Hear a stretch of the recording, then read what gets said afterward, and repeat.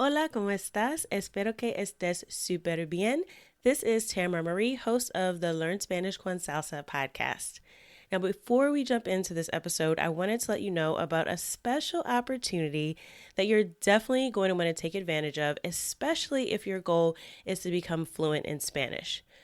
For a limited time only, my team is opening the doors to listeners of the podcast to take advantage of a free language coaching session. Now, in this session, it's not just we're teaching you about verbs or grammar, but we're really going to do a deep dive into what are your goals for learning Spanish, assess where you are on your journey to fluency at the moment, and help you map out a 90-day plan for how you can get to fluency.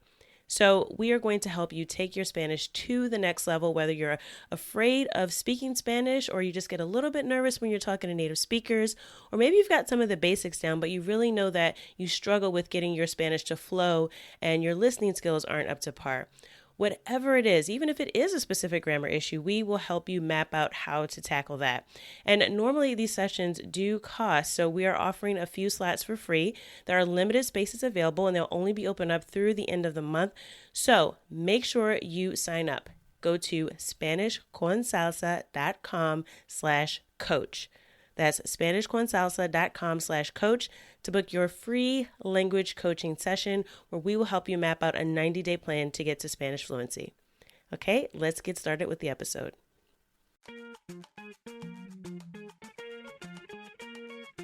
Bienvenidos!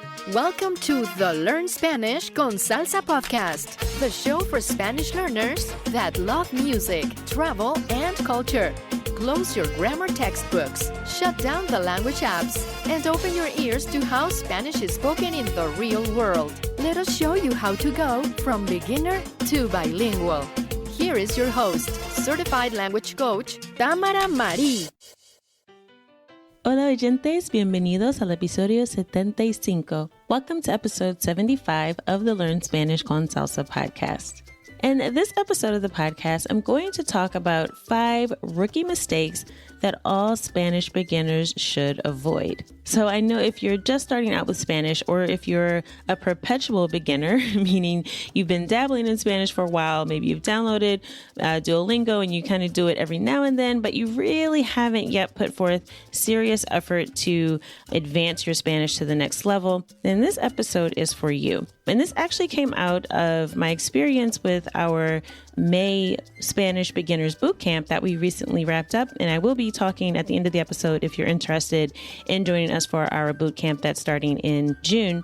But there were a couple of things that I noticed that kept coming up as themes throughout the bootcamp, and I wanted to share it with you guys on the podcast because I'm always looking for those lessons that can be applied to everyone. So anyone out there who is learning Spanish, you're not the first person to have tried to learn a language or started learning the language. So there are just some common things that always come up.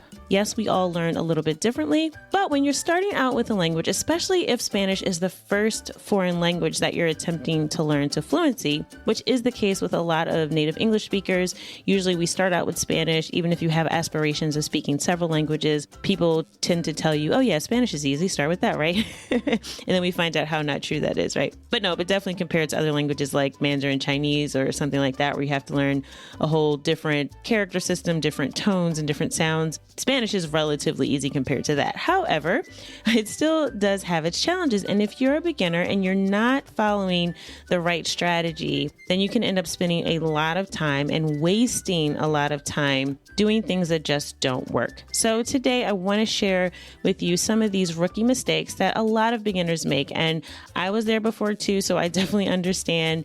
And I've definitely been a beginner with other languages as well, and currently am. So I understand the struggle. It is real, but there are strategies that we can use to work smarter and not harder. Okay. So I'm going to talk about some of those rookie mistakes and just kind of listen and think about this as you apply it to your own sort of Spanish learning. So what you're doing this week, right? Or what you did in the past week, so that this becomes immediately useful. I want you to think about that as I go through this list, and hopefully you can think about it in a more concrete way and have something that you can apply right away to improve your Spanish study time, because time is precious and we don't want to waste it. Okay. So the first mistake that a lot of beginners make is skipping pronunciation. Now, I know, and I've said this before on the podcast, but Spanish can be deceptive because the alphabet looks a lot like the English alphabet, right?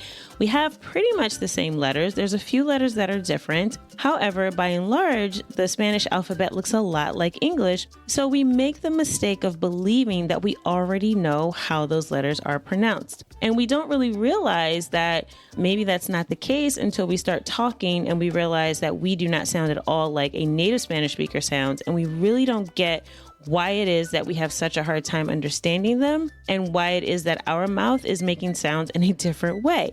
And the reason for that is because a lot of programs will teach you grammar, or they might teach you vocabulary, word lists, and things like this, but they don't talk about pronunciation. And to me, with any language, this is the most important part, is really understanding the sounds of the language. So if you start with Spanish and you just start sort of learning a lot about grammar, learning a lot of vocabulary, new words, watching movies and things like that, and you don't spend any time on improving your own pronunciation, not only will you not be able to hear and understand Spanish, but you won't speak with a proper accent, which means that words that you think sound one way sound like something completely different to a native speaker, which really causes a communication barrier, right? Because you're not talking the way they expect to hear the words.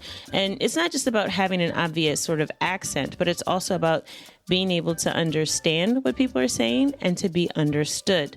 So the first mistake is just skipping this altogether and just kind of going with your instinct, which I'm going to tell you is wrong because it's not really your instinct. It's actually just your natural language patterns that you have built into your brain as a native English speaker. So they may feel very instinctual to you, but they're actually just your English sort of speech patterns, and they don't really apply to the Spanish language. So the first thing I would advise, if you are in this camp where you're just like, Spanish is easy, I'll just go learn some words and I'll figure it out, really go back and spend some time on working on your pronunciation, really get the sounds down, and that will really make a difference. Even if you're at intermediate level and you're still talking with a very obvious sort of native English speaker accent, this is something you can go back and do and kind of get this part right, because you'll notice that it will improve your ability to hear and understand Spanish and your ability to speak Spanish by leaps and bounds. So definitely do not skip pronunciation. If you're a beginner, I would recommend that you start there. The second rookie mistake that I've seen a lot of beginners make is focusing too much on grammar. Now, I do know that grammar is important, and although I'm not a huge fan of sort of getting into some of the technical details in terms of, what things are called in grammatical terms, it is important to know sort of how to say things properly, right? I get that. However, it's also one of the things that can prevent us from speaking Spanish because we're so caught up in trying to get the grammar right that we really miss out on opportunities to use the language that we already know. Another issue with sort of focusing on grammar is that you get too focused on all of these technical details and mechanics before you can even have a basic conversation, and it really is not necessary. I know if you listened to last week's episode of the podcast, you may have heard in my interview with Carolina from Tres Cuentos, she's a native Spanish speaker, and she said that, you really have to approach language by just going out and making mistakes, and native speakers do not have proper grammar either. Okay. Now, it doesn't mean that there aren't, educated people that speak Spanish, but it does mean that everybody does not have a perfect command of every single Spanish grammar rule. And not everyone speaks that way in normal day-to-day conversation anyway. So you might even find that native speakers make spelling mistakes as you get more involved in language exchanges and communicating with different people who are native Spanish speakers. And especially if you're in a more informal setting, like you're just talking to friends and family. Yes, again, you want to know sort of the proper way to say things, but don't get too hung up on, for instance, getting a grammar textbook or going through all of the grammar drills and exercises on a website that you find and quizzing yourself over and over and over again, because it's really not necessary at the beginner phase. Learn a few things that you need to know to be able to communicate. And once you do that, you can sort of dial in and drill down on more specifics about grammar, like learning the past tense, for example, or learning the difference between the imperfect past tense and the preterite past tense, right? These are things that as you go along and you get to the more intermediate level, they're going to be important as you refine your language skills, but it's not the place to start. And if you're not convinced yet, think about how you learned English. If you're a native English speaker and you grew up in a household, you didn't really learn grammar until you went to school, but you were probably speaking, if you're like most children, before you ever made it to kindergarten, you're probably already speaking English fairly fluently. You may have been speaking like a 4-year-old or a 5-year-old, but you were still speaking English. And you were probably making a ton of mistakes, but it's the only language that you knew. So it didn't really matter, because if you had to communicate, that is the language you had to use.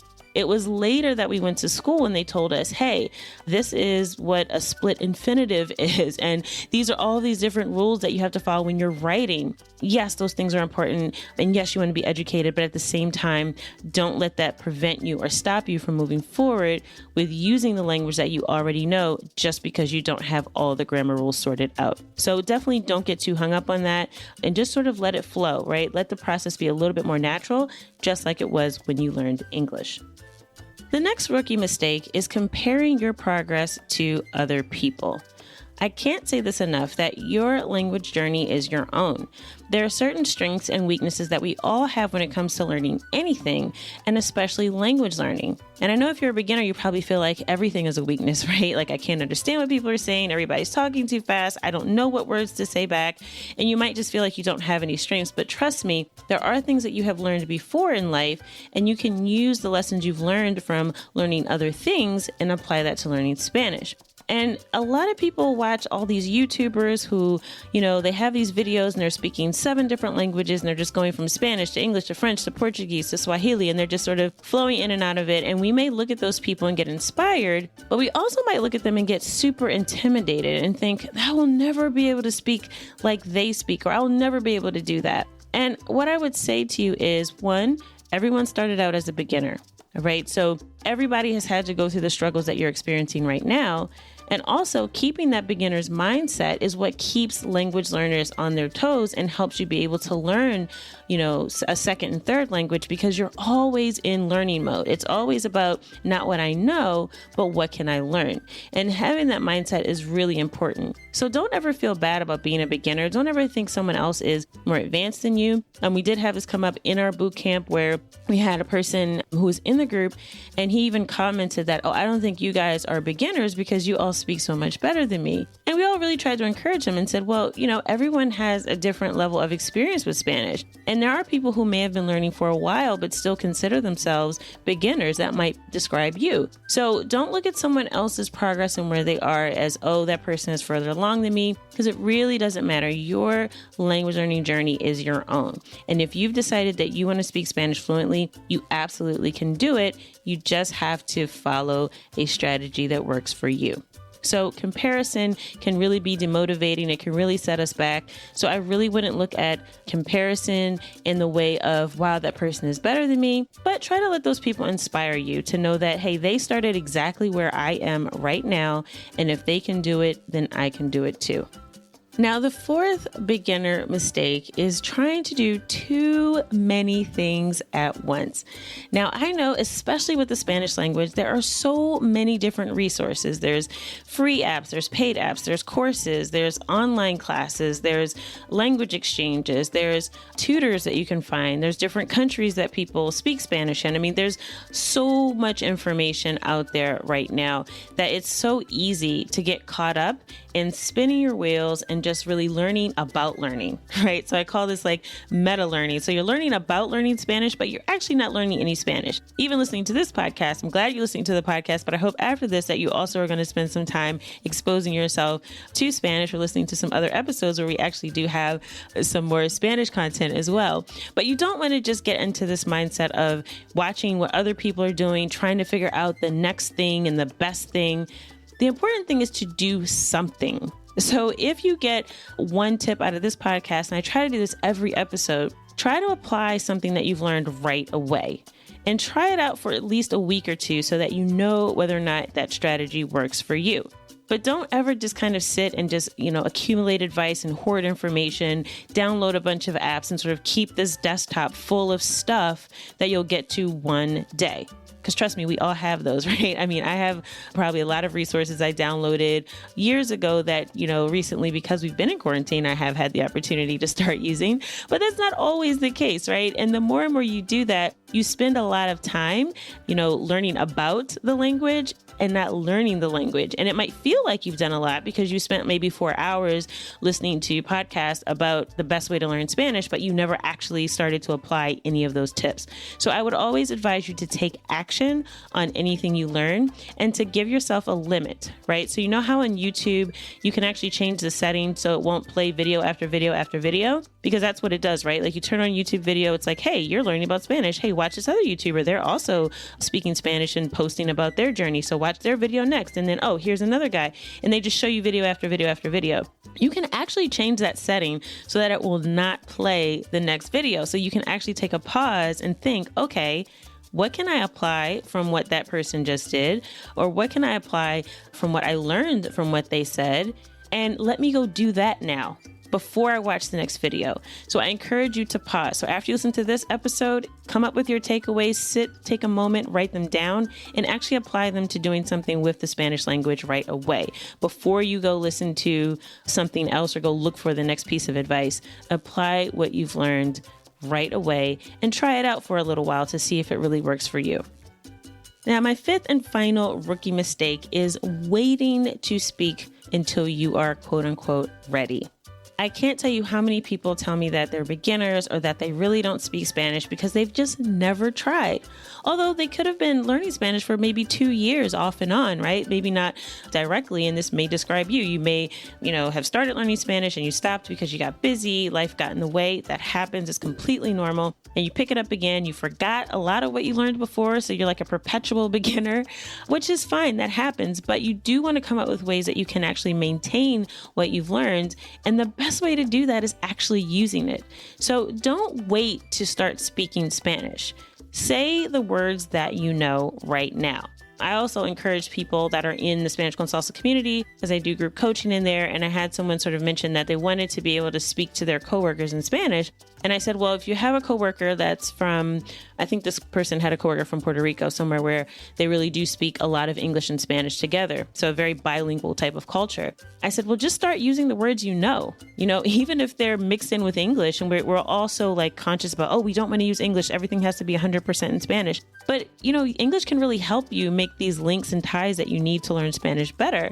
And especially if you're talking to someone from Puerto Rico who can be used to hearing English and Spanish used together, I just suggested to that person, just start using the Spanish words you know. Even if you don't know the whole sentence in Spanish, throw in the words that you do know. Even if you just know how to say thank you. So start saying gracias instead of thank you. Use the little bit that you know in the real world or in a real conversation so that you don't forget it. All right. So don't wait to speak until you have everything perfect. You will not start to really be able to reach conversational fluency until you start having conversations. Now, I know that sounds simple, but a lot of you are sitting there with your notebooks full of words and your apps downloaded and your Duolingo trophies, and you're like, I'm learning, but you're not speaking the language. So I definitely recommend, if you haven't already, you can check out one of our sponsors of this podcast, italki. They have tutors from all over Latin America, really all over the world. If you're interested in finding someone to talk to at a pretty decent rate. And I also offer to you, as I mentioned towards the beginning of the podcast, we also are hosting a beginner's boot camp. Okay, so it's a Spanish beginner boot camp. And the idea is that within 4 weeks, you will be able to confidently introduce yourself in Spanish. So this is for you, even if you're, like I said, a perpetual beginner who's been learning Spanish off and on, but you still don't feel really confident about having a conversation, or you start to stutter when someone says, hola, ¿cómo estás? Right? And you're like, sí, bien. If that's you, if that describes you, nothing wrong with that. We've all been there on our journey, but you've got to take a step in the right direction to get over that. So the 4-week boot camp is a live boot camp. So it's a weekly class. We meet once a week and we give you some exercises and some questions so that you can practice in between. And you'll come out of those 4 sessions with the ability to confidently introduce yourself to anyone you meet in Spanish for the first time. So if you're interested in checking that out, go to SpanishBeginnerBootcamp.com. That's SpanishBeginnerBootcamp.com and sign up for our June class. It's actually going to start next week, and we have a limited number of slots available. This is only for folks who are serious about getting off that, sort of beginner treadmill of just like learning without speaking and really begin to be able to get comfortable with actually using the language in a friendly environment. Okay, so you'll be talking to other learners and also native Spanish speaker that'll facilitate this, and we'll take you through a process where you'll get comfortable with being able to ask and answer some basic questions in Spanish that you'll definitely use the first time you meet anyone. Okay, so if you're interested, again, definitely invite you to join us. Again, there's a limited number of slots. We start next week. So if you want to get out of some of these rookie mistakes and actually start speaking Spanish, go to SpanishBeginnerBootcamp.com and sign up. All right. So that's it for this episode of the Learn Spanish con Salsa podcast. I hope that something that you heard today has helped you go at least one small step closer from being a Spanish beginner to bilingual. Hasta la próxima. This episode of Learn Spanish con Salsa is brought to you by our partner, italki, the effective, fastest way to become fluent in a foreign language. You'll make more progress with one-on-one lessons customized for your learning style and goals. You can take lessons from anywhere at a time that is convenient for you. Connect with people from around the world, learn the real language, and learn how people really speak. Get started today and get a free $10 credit with your first lesson purchase. Just visit go.italki.com/Spanish con Salsa. That's go.italki.com/Spanish con Salsa.